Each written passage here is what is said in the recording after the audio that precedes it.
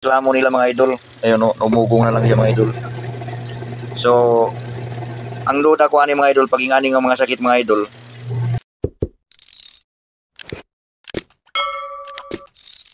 Gabi mga idol. So, naatay trabaho diri mga idol na gireklamo ni sir o ma'am na washing machine ko no nga maluya ang tuyok mga idol. Alalayan pa nila og kamot kay para makatuyok daw. Ako na lang ni appeal sa ako content mga idol kasi kay naibalo man ko nga halos tanan-tanan naman siguro mga balay na ay mga washing machine no. At least man lamang naamoy idea mga idol kung kaya rin ninyo i-DIY di kamo na lang para di na mo magagasto mga idol. So dito mga idol ato ning tanawon mga idol para at least makatabang ko sa inyo mga idol. So ipakita na ko sa inyo mga idol. Dito nga washing machine nila mga idol oh. Single tab lang ito mga idol pero tanaw nato ni mga idol kung unsa talaga ang kuan ang iya problema isaksak nato mga idol. So testing nato tanaw mga idol na silalog. So ato ni siyang i-on mga idol para ibala nato. Ayun mga idol oh. Ayun oh, alalayan mo pa mga idol para matuyok. So hayaan lang natin mga idol, hindi natin galawin siya.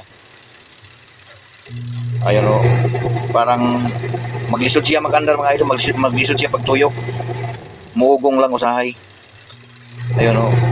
So pag binutagan na ni mga idol og kuan, mga bulingon mga idol, di na siya makatuyok. Mo lang gireklamo nila mga idol. Ayun oh, umugong na lang siya mga idol. So ang duda ko ani mga idol pag ingani nga mga sakit mga idol. Dito na lang dito mga idol sa likod. Kaya ang duda na ako ini mga idol kapasitor. So na ako dili nga dalang nga kapasitor mga idol kay atong isang adlaw pa mga idol gireklamo ni sir ni mga idol ni ma'am. Na ingani daw ang sakit. So nagdala na lang daan ko kapasitor mga idol. So atong tanawon mga idol, ato sang iop mga idol. So actually ang sa mga may-ari sa mga idol ng mga washing machine mga idol mo, i-advise lang nako sa inyo mga idol nga pag nagfunction pa ang timer mga idol, yung lumalagitik pa, nagta-time pa siya, yung timer niya, huwag nyong ibalik sa off mga idol kasi yung iya spring sa ilaw mga idol, kalagmitan na mag-weak na mga idol. So nga na mga idol nga ni nga magtrabaho mo niyo niya, wa pa naka-off ang iyang position sa timer switch. Mas maayo pa siguro mga idol, bunluto na lang ninyo ang iyang plug diretso para makatrabaho na ka sa likod mga idol. Hayaan mo lang yan mga idol na naglagitik siya mga idol hanggang sa off. So dire mga idol, tanggalon nato ang kuan mga idol, ang iyang cover sa likod. Ikaw na magkuan na. Tutuki na diya sa ako pagtrabaho. Kuan ba?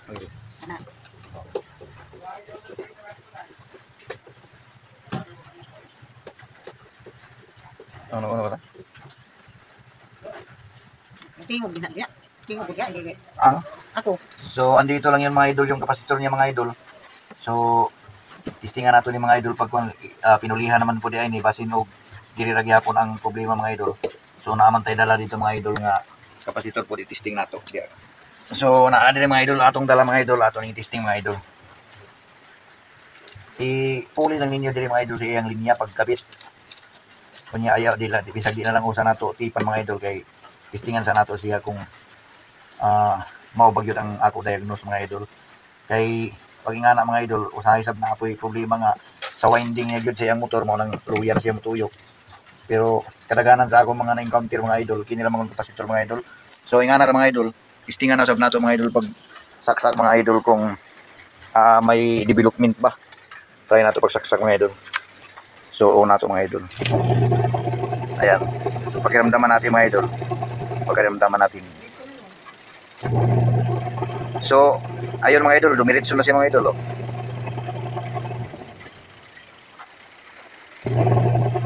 So, yun lang pala mga idol. Yun lang mga idol ang advice ko sa mga nagmamayari ng mga washing machine.